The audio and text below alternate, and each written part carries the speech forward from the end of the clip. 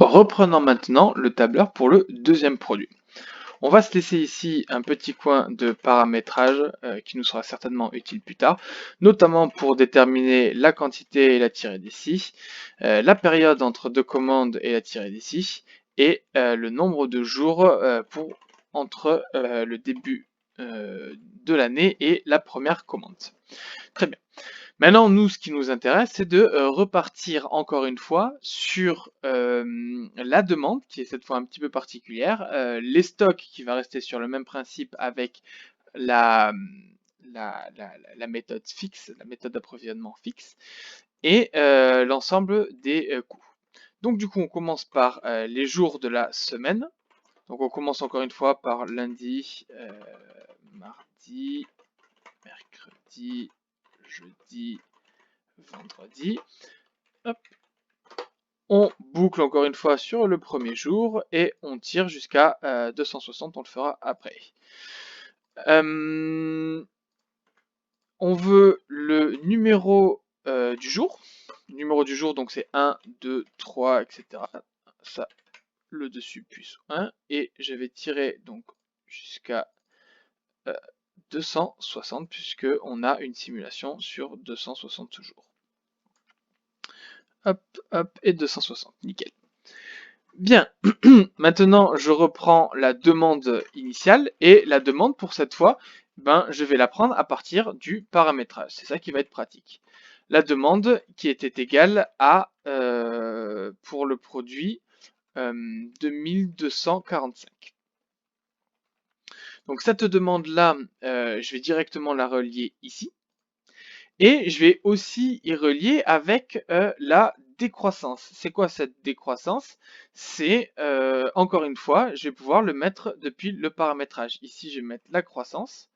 La croissance qui est égale à moins 1,4. Et je vais pouvoir générer donc moins, plus, l'entier de la décroissance que je bloque. Il faut que je bloque aussi. Non, que je bloque la demande. Non, la demande, je la garde. Multiplié par le jour sur lequel je suis. Ok. Et donc, du coup, si je descends, on voit bien que j'ai une demande qui décroît au fur et à mesure de des jours qui passent. Très bien. À ça, je vais rajouter, comme tout à l'heure, la variation. Et la variation, elle, pareil, je vais mettre ici variation.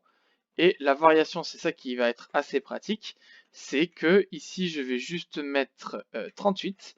Et la variation que je vais mettre ici, je vais mettre pareil, l'aléa.entre.borne. Et l'aléa.borne va prendre moins la variation et la variation.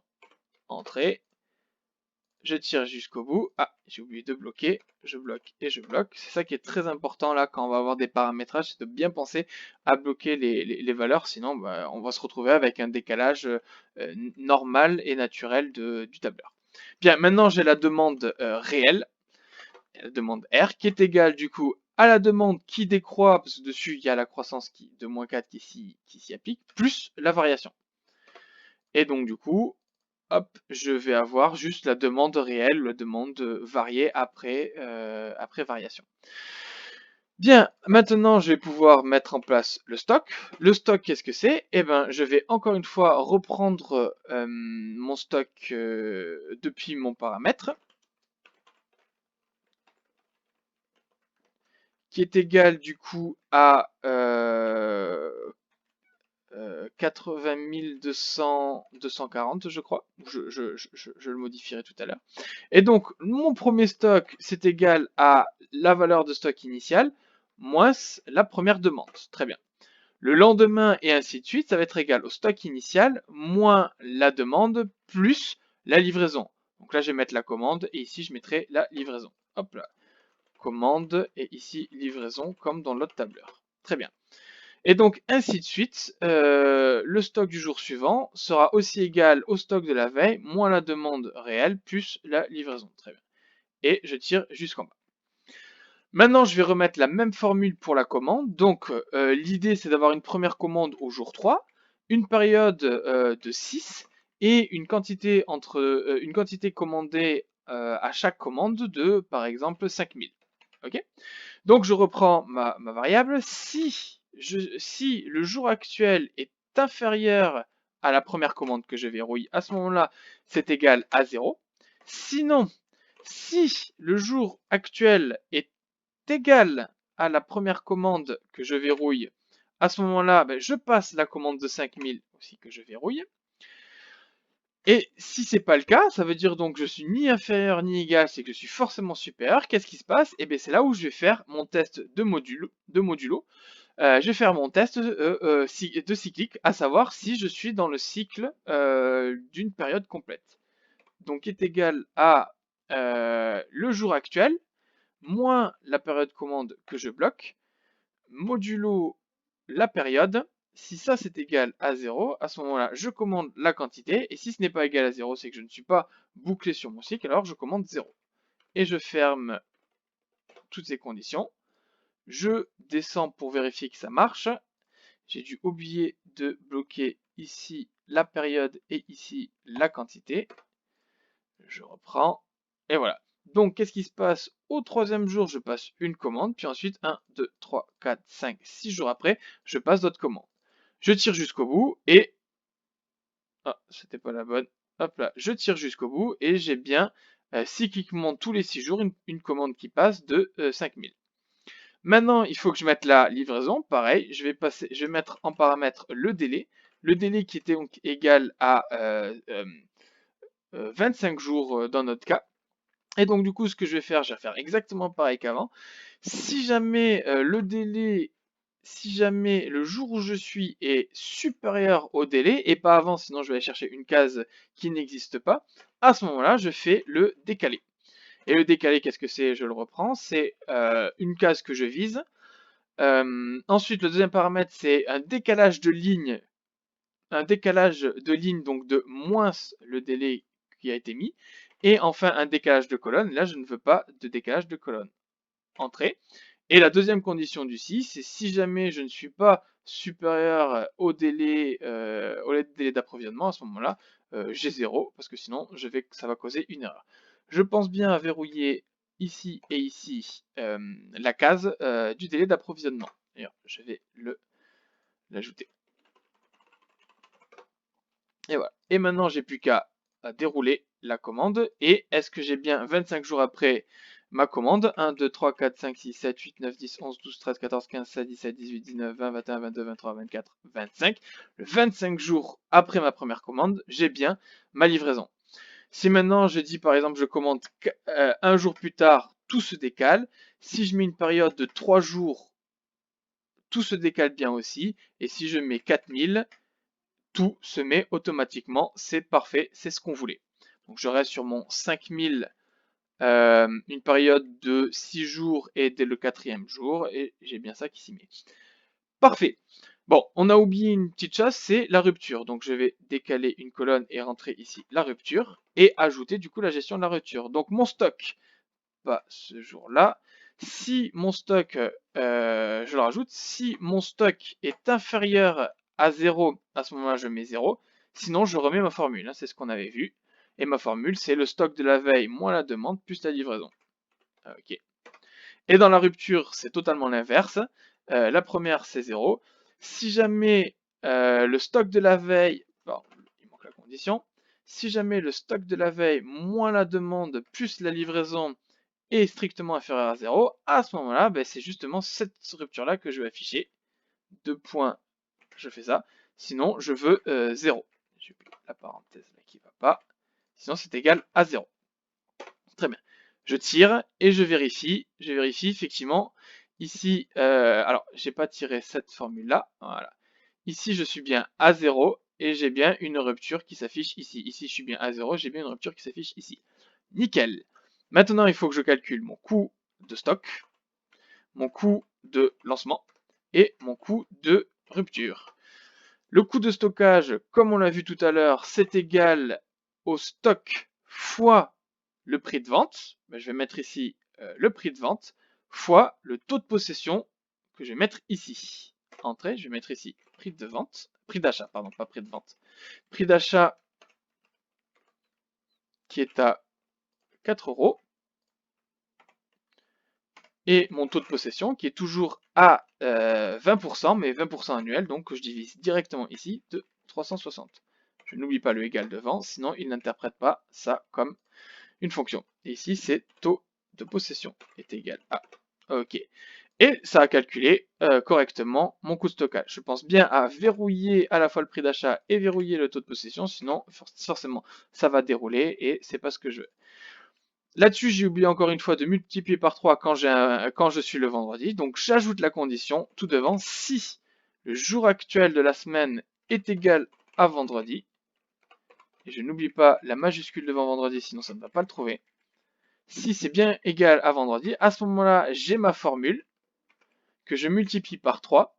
Sinon, je recopie ma formule sans le multiplier par 3 parce que tous les autres jours de la semaine, j'ai le calcul de stockage normal. Et donc, si je déploie tout au bout, on voit bien effectivement que le vendredi, je suis j'ai un coût de stockage bien plus supérieur au jeudi juste d'avant ou au lundi juste d'après. Je vais juste en profiter pour diminuer les chiffres après la virgule parce que tout ça, parce que là il y en a beaucoup trop. Mince. Voilà. Hop. Voilà. 2, c'est très très bien. Ok. Je reviens sur le coût de lancement. Le coût de lancement, c'est quoi? C'est si jamais je passe une commande qui est supérieure à 0, à ce moment-là, je paye mon coût de lancement, que je mettrai ici.